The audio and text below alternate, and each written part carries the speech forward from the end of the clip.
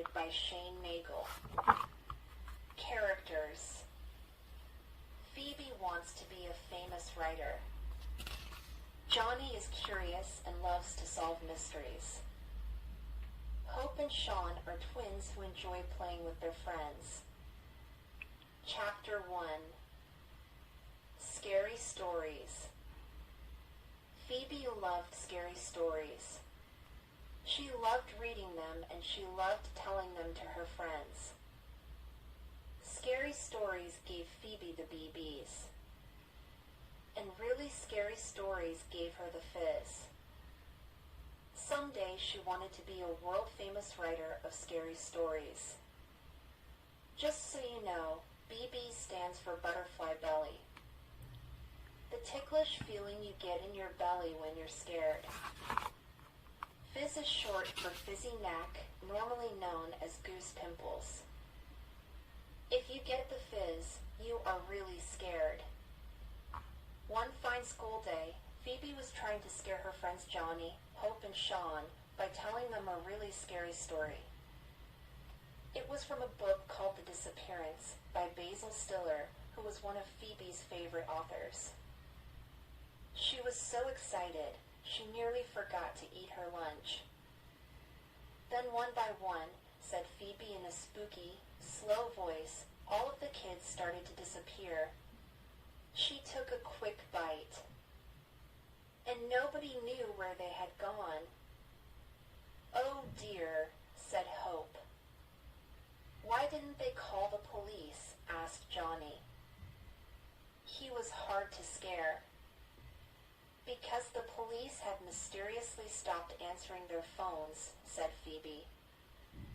Why didn't they call them on their mobile phones? Said Johnny sharply. Because the entire satellite system was down all over the world, said Phoebe. The twins were intrigued. It was a big mystery, and it had something to do with that old box he dug up, continued Phoebe. What box? Asked Hope. The box I was telling you about, exclaimed Phoebe. You didn't mention any box, said Johnny. Yes, I did. No, you didn't, they all yelled. Phoebe was annoyed. She was sure she'd mentioned the old wooden box the hero had found in his yard. It was a key part of the story. She grabbed the disappearance from her pocket and scribbled a few notes to herself. The school bell rang.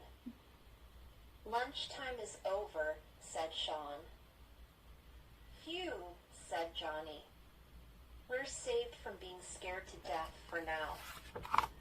Can you really get scared to death? Asked Hope. That would be horrible. I'm not going to die till I'm a famous writer, said Phoebe. Well, we'll all be dead if we are late back to class, joked Johnny.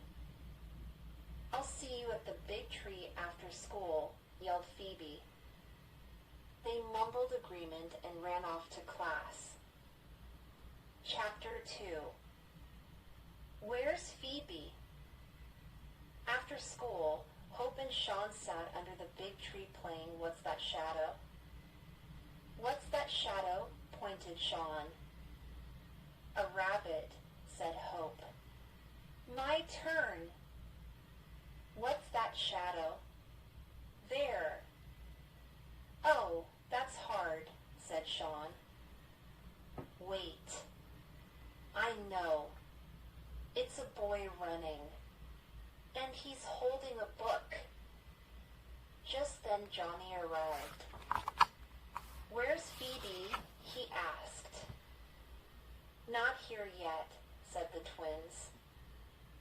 But she left class ages ago, said Johnny. Then something caught his eye. What's this?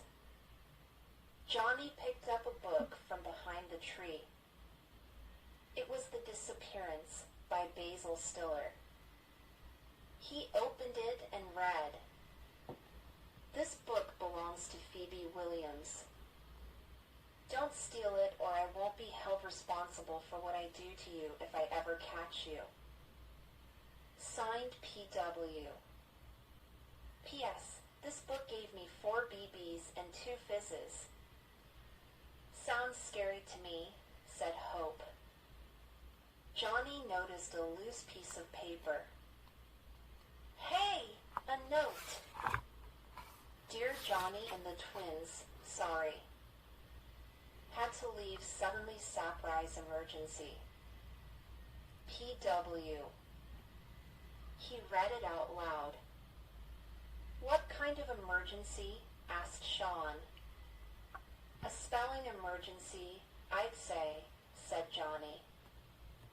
Maybe we should drop by Phoebe's on our way home and see if she is okay. As they headed across town, Johnny noticed Phoebe had marked some of the pages in the book. He talked about them with the twins.